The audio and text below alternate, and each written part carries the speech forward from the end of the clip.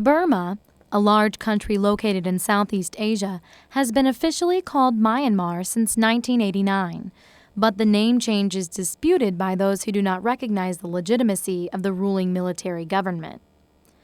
Burma got its independence from Britain in 1948 and became a democracy.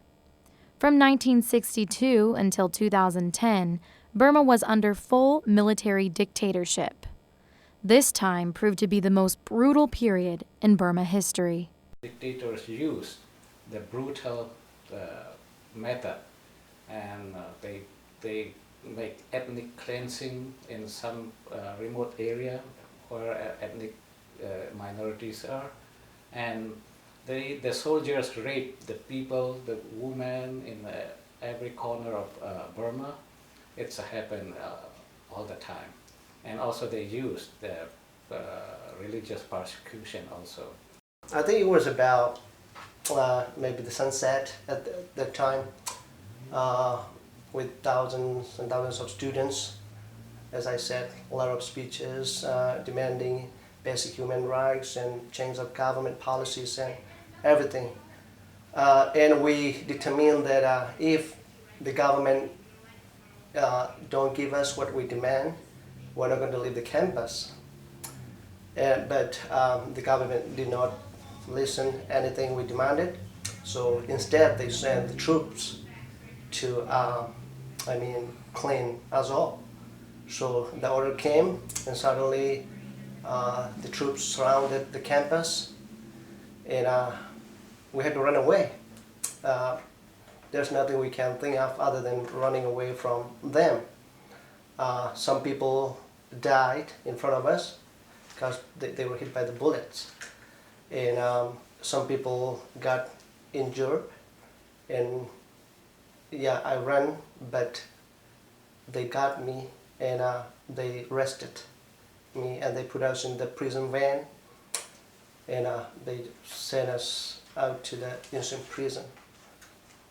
Because of this military cruelty, refugees escape to nearby countries such as Malaysia, India, and Thailand in hopes for a better life. From there, many make their way into the United States. Since 2001, 115,000 Burmese refugees reside in the U.S. 15,000 Burmese refugees live in Indiana, 10,000 of them live in Indianapolis. Although Burma currently claims democracy, the political situation remains the same because their democratic leaders are former military officials. Right now in Burma we have 33 cabinet ministers. Among them, 29 are military generals. Until a new constitution is made for Burma, the U.S. can expect more refugees. This means that the United States needs to work together with the Burmese communities to help with integration and economic self-sufficiency. One organization in particular is doing just that.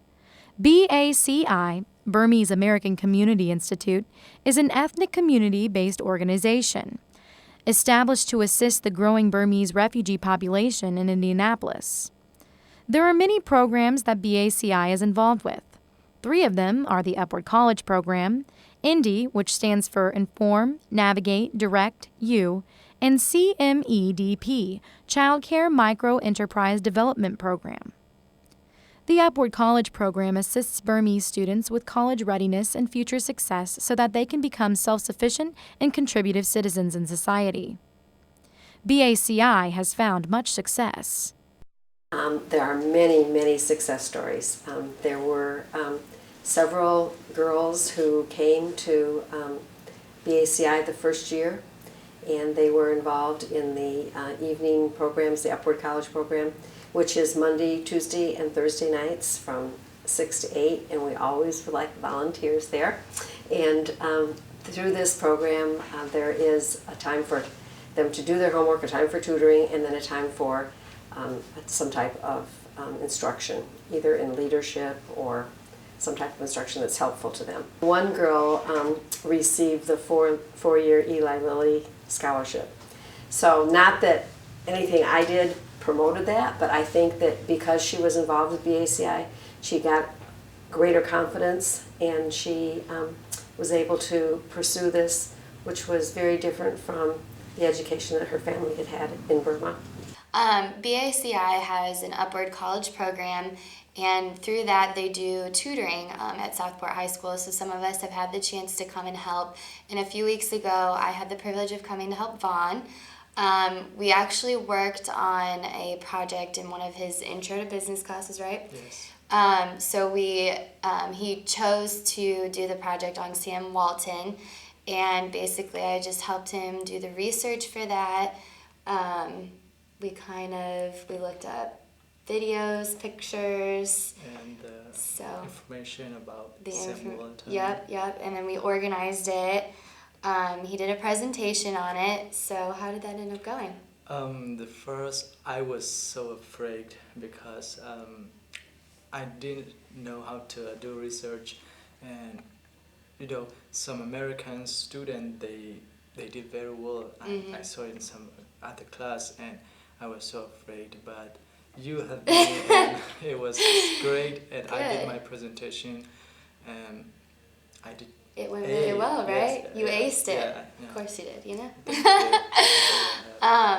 So now you know a lot more about doing research, and Yes. it's probably not as difficult now that you kind of know where to find it and good sources and stuff like that. Yeah, I remember. I remember how to research that. You told me how to do research and Oh, how yeah. to find Google and Scholar. Google Scholar. Yeah, Yep. that helped me a lot. And Good. Thank you so much. No Thank you. problem. It was a privilege to work with Vaughn.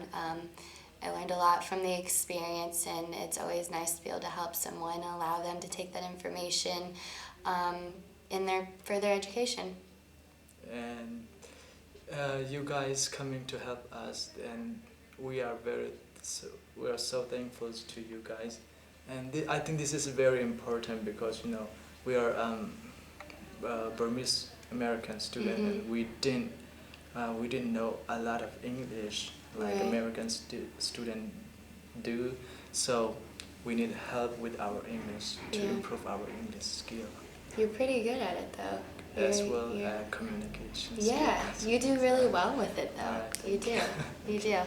Along with the Upward College program, UIndy students are involved with BACI's Indie program. Well, we've been creating an informative handbook, which has been made up of 17 different topics and over 60 pages. And so we've been compiling and researching and a lot of writing, unfortunately.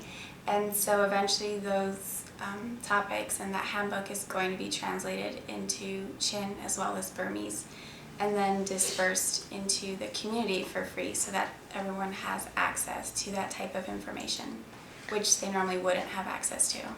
The handbook is just one component of the Indie program.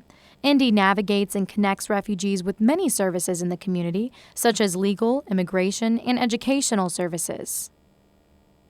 CMEDP, Childcare Micro-Enterprise Development Program, helps Burmese women get the education they need to open childcare centers. Currently, there are children running around on the street without understanding the laws and regulations of the United States. Because back in Burma, it is okay, children to be running around without parent supervision.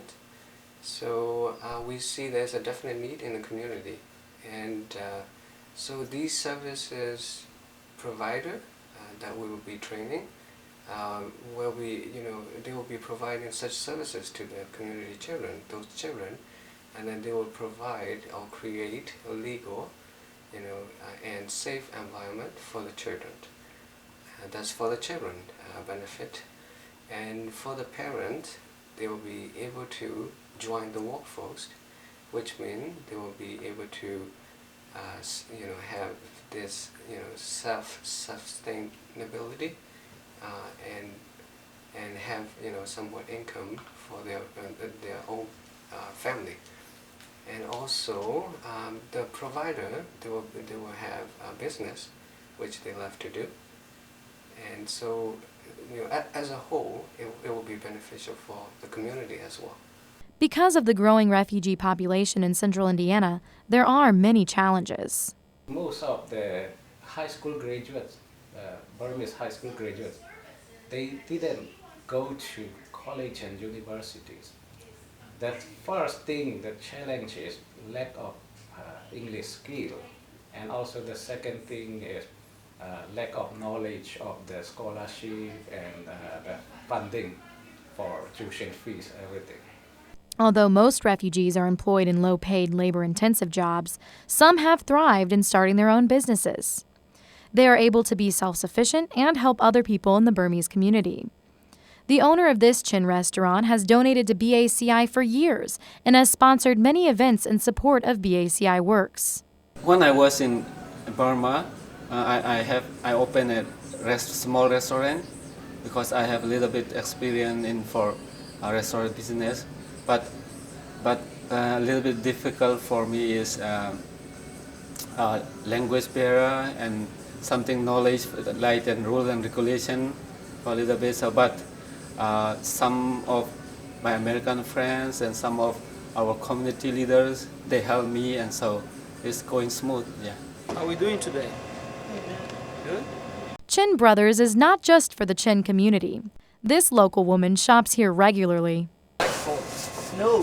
Why not? Oh, I like it. I can't leave the floor now. You know, it's nice to have. That's not mine. That's not you? I think it's for That's that it? lady. That's not All right. The total is 773. front door. 5, 7. I give you special price.